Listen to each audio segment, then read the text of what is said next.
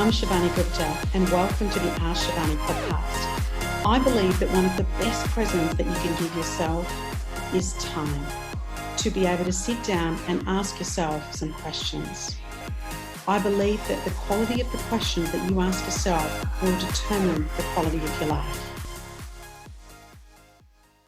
Good morning and welcome to the Ask Shivani podcast. I am so excited about having Liberte Guthrie on my podcast today as our guest. Let me tell you a little bit about Liberte. She's actually a very impressive woman, and I've had the opportunity to meet her through my local EO, Entrepreneurs Organisation network as well. But she, when I read her profile, she talks about the word ambitious and how ambitious is not always a bad word. And she's got this ambitious spirit in terms of what she does. She's a property developer. She loves everything property related. So I'm sure that she'll speak a bit about that, but whether it's investing and design and developing joint ventures, renovating and creative property ventures. I had the opportunity to catch up with Liberte on International Women's Day, and she was telling me about some of the projects that she's working on and just how innovative some of that property space now is in terms of what she's able to do. She's also had a lot of accolades and achievements. She's got a great team around her. She was a finalist in 2 categories, including the Exceptional Young Woman in Industry and Exceptional Business Development Professionals in HIA. And she is an avid learner. And again, the CV is long. I could keep going on all day, but welcome, Liberte. Thank you. Thank you so much for having me, and thanks for taking your time to talk with me. Oh, and it's so great. So I've read a little bit of your CV here, Liberte, but tell us a little bit about your, I guess those major turns that have been. Like sometimes those major turns are really positive and sometimes they're horrible, in your personal and business journey. So I'm always fascinated by that. Tell me a little bit about the 3-5 key turns that might have happened to a lot of people, but for you, they were really turning moments in terms of what you do. Yeah, definitely. I had some challenges when I was younger, which looking back I'm really grateful for because it shaped my decisions about how I live my life now. But I grew up with a beautiful mum who was really loving and kind. But unfortunately, my father was quite a aggressive, angry man. And so it was quite abusive when I was growing up. And that led me to try to move out of home multiple times. But, unfortunately, the system that we live in, it doesn't really have good support systems in place. So often I'd run out of money and come back. But I eventually got out when I just turned 16 or just under 16, and I found an ad in a newspaper for a room to rent. There was no internet as an option to find kind of accommodation options. So I found a room to rent and I moved out, which was such a highlight. I just felt so much freedom and it was just amazing to feel, safe and that I could make choices that worked for me. But it also was a real turning point for me to understand that if I didn't work or I didn't earn money, I couldn't pay the bills. There was no options for me to be able to get any form of money other than working. So that I think really instilled in me the need to be really accountable, the need to be really mature, the need to be responsible. And I think that kind of became the norm really young for me to work really hard. So that, now is great because my normality may be different for some other people. And I just feel that that's kind of very ingrained with me. So that happened. And I'm also very dyslexic. So it wasn't identified until I got to high school that I had the reading ability as a 7-year-old in high school. So that was a bit of a difficult situation for me to overcome. And it was real pushback back then. I don't know what the school system's like now, but back then it was take your child out of school, put them in a trade. They're not going to last. It's not for them. But my mum kind of said to me, well, what do you want to do? And I thought, I want to give it a go. And so we negotiated that I would work in terms of using that towards my schooling, which was really unheard of back then. And I was able to get through. And then I went on to do a degree, which was like such a huge accomplishment for me to know that I was able to accomplish that. So that was exciting. So I think they're kind of like the big things. They're big. I mean, you know, I'm just thinking out loud here, Liberty, that I have a 13-and-a-half-year-old daughter. And so I can't imagine that in 2 and a bit years, while she's still at school, you know, going through what you've gone through. But it almost sounds like, you know, as you said, that was such a highlight when you found that place, whereas most of us, particularly as I'm thinking in my head as a parent, going, oh my God, like how can somebody who's still so young be able to make those decisions around it? And this probably leads us into, like, you know, me into my next question. Like, I'm always interested when challenges come your way, you know, how do you deal with it? Obviously, you've talked about being dyslexic at school, and I know we've only talked about that in a couple of moments, but that's quite a few years of enduring all of that for you. Obviously, some of the, you know, the abuse that happened around your dad in the home, and, you know, having to learn to live by yourself, having to fend for yourself. So when you have challenges coming, and even now as a property developer, you'd have different things that happen in business, different things that happen in personal life. Some people have like a process, or they have the way that they break it down. Like, is there a way that you attack challenges when they come your way, whether they're small or some of the big stuff that you've talked about? Like, how do you go about doing that? Yeah, you know, there's really good things that are really positive with how I've learned to handle challenge, and then there is also some side effects. So the positives I find is that I expect problems. Like, I don't expect things to be easy, and it's really been a blessing for me, being dyslexic, having to fend for myself really young. You know, like, I just see that with everything that there is going to be challenge, and that for me is just like, it's part of the journey, and I'm not surprised by it. I don't stress out over it. It's more just I'm prepared for it.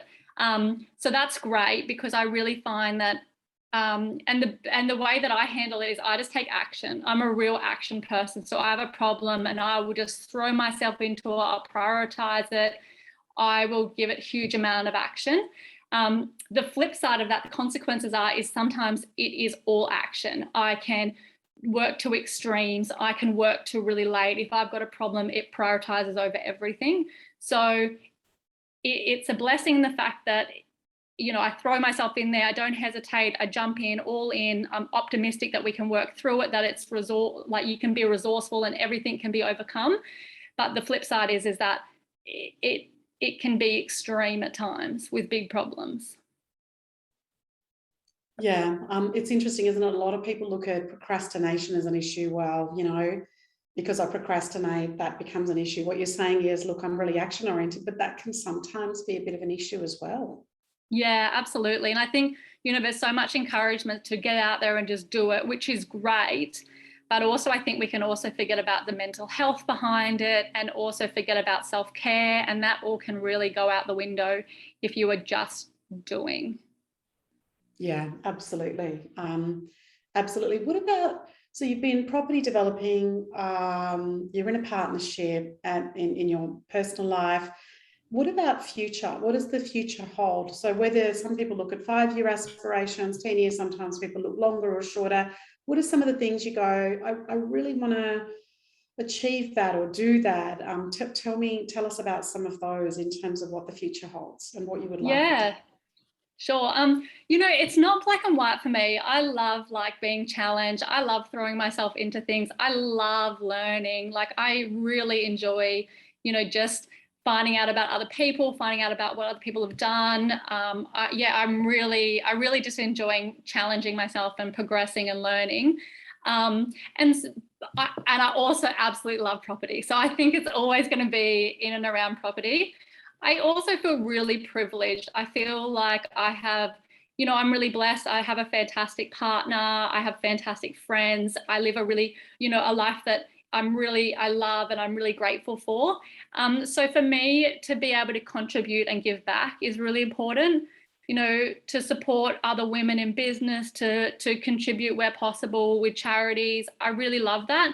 my dream long term would be to be able to create my businesses to a position where they are providing me enough passive income that I can live my comfortable life, my dream life, but then also be able to contribute my time fully to helping other people create the same. That would be my ultimate.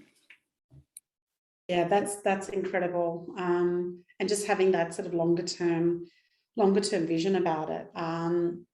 I find it fascinating, you know, speaking to you and guests in terms of you develop this property, but you've developed so much of who you are and learning. And, you know, in conjunction with that, the more you learn, the more you grow, but also then your businesses grow around that too. Liberty, one of the things that I'm always fascinated about is people's own wellness, like you do, and particularly when you're solving problems. And I'd imagine a couple of other people that I know in property development, it's a fairly stressful, full-on timeframes and projects, and something always happens at the last minute. So when you're balancing all the different projects and partnerships and everything else that you're trying to do around charity as well, what are some of the things that you do for your own wellness? Like, do you have rituals that you do daily or weekly, or sometimes people go away annually? Like, how do you stay and manage your wellness around what you do? Yeah, definitely. Like I so believe in that, you know, our body is our temple, and, you know, what we feel internally and how we treat ourselves internally, whether that's nutrition, our mental health, you know, is a reflection of what we experience externally. And one of my biggest values is health and nutrition. And my mum really drilled this into me. She used to drive around with chickpeas soaking in the car so she could blend them up and make us hummus on the go. Like, you know, we thought that ice cream until we were about 10 was mashed up banana with coconut yogurt and sunflower seeds on top. We had no idea that that wasn't ice cream, and we loved it. We didn't know any different. So I'm really grateful for that. I am vegan. I'm plant-based. I eat predominantly home-cooked food, and I really find that cooking is a bit of a form of active meditation for me. I really love just cooking for others, and I'm really passionate about eating a really healthy diet. I think that's been really great for me to be able to have heaps of energy, to be able to do long days, and to really sustain myself through, you know, whatever challenge that I've got going on. So I love good food, and I'm also really into being active. I like to challenge myself and sign up for triathlons or sign up for different challenges. So I enjoy that too. I find that I do struggle with some of the more less active self-care and wellness, such as like meditation, yoga, those slower things. I do really struggle, and that's a journey that I'm working on now. But I also love being creative, you know, just doing a pottery class with a friend or going for a walk. I do have a morning ritual that I do where I read books, listen to podcasts, I journal. I really just try to incorporate some of those slower activities because it's so opposite to how I live most of my days. And it's something that I really need to focus on prioritizing, where nutrition and exercise is much more natural for me to just jump in and do it. Yeah, I love the way you said that. I'm really good at the fast active stuff, but I'm learning to get better at the other stuff. I just love the fact that your mum's like, yes, you know, I got coconut ice cream and, you know, all these other really super healthy things. So she's plant-based as well. So did you grow up plant-based and that's something you've adopted? No, I didn't. We actually grew up where we ate, well, I didn't, but my family ate a small amount of chicken and fish. I refused to as a kid, and my mum just let me. She said, you know, that's fine. You eat what you'd like to eat. But it was you can't not eat any vegetables. So if we didn't like some, mum would put it in every single dish until we liked it. It just wasn't an option. You ate every vegetable, but I could choose not to eat. So I was always a vegetarian my whole life. And then about 6 years ago, I used to eat eggs and cheese, and I just removed both of those. I just didn't find it worked for me. And obviously I think that everyone should eat what works for them. But for me, that's just how it works. And yeah, I was really blessed. Like mum's depth of knowledge around nutrition was incredible. Like we never had fast food. I never went to McDonald's. I think the first time I went to McDonald's was when I was 17 and I got a water. Like we just didn't, it just wasn't a part of our life. Yeah, I'm really fascinated because my daughter's decided yesterday she's going to do plant-based for 2 weeks. Yeah, wow. So she let me know about a week ago saying I'm thinking about it, and then on Saturday she said, look, I want to start it for 2 weeks. And then interestingly, we went out with some friends last night, and we never go out to the pub to eat. Yeah. But these friends of ours regularly go, and they've invited us before and we haven't been able to go. So we went last night, and like she hardly touched the food. She's like, it's just all processed, it's all just out of jars, and we tend to cook a fair bit at home. So it's been really interesting. So I'm also fascinated about where she's driving a lot of that, not us, a bit like yourself, Liberty, and just honouring her and saying, okay, great, you know, try that. And she's going to do a 2-week trial and then just see whether she wants to introduce some other things or whether she loves it and continue it. I said, yeah, awesome, that's correct. Yeah, and it's I think the hardest part is there's a lot more effort. It is a lot more effort to make food flavoursome. It's a lot more effort to make it, you know, filling. You need to eat a lot more. I always complain that when I'm out, I feel like I'm being fed like I'm a model. I get like these small little portions and I'm left always hungry. So yeah, I mean, I eat like a lot of food. You know, in our household we probably eat enough for 4 and there's 2 of us, but it's you know, it's predominantly just vegetables. Yeah, and just having all of that there, that's awesome. And Liberty, like going into the future, and you know, other things that you want to do and the vision that you've got is amazing. So, you know, people want to follow you and they say, hey, I want to kind of know what this woman Liberty Guthrie's doing. What's the best place for them to find out about your projects, about the work that you're doing and other things that are happening? So where do they follow you? I'm a little recluse, you know, like I'm happy to like perform in the shadows. So my amazing marketing assistant will promote and encourage me to do that. But because we don't necessarily sell, we don't have customers and we sell just directly to the public through external platforms, in my mind, we're pretty fortunate that we don't necessarily need to have a huge public image. But I am 100% always on board with supporting anybody who wants any support in property, in business, anything that I can help. So I'm happy for you to provide even my LinkedIn details and they can reach out to me directly.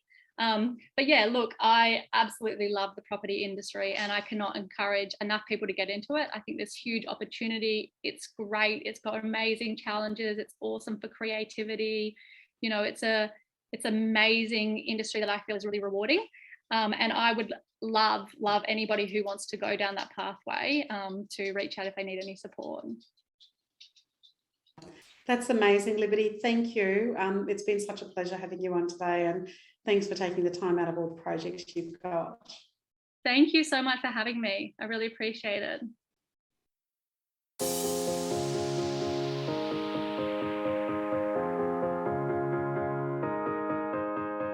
I'm Shivani Gupta, and you've been listening to the Ask Shivani podcast, where I got to ask some questions. Thank you so much for listening. Please follow Ask Shivani on Facebook, Instagram, and LinkedIn.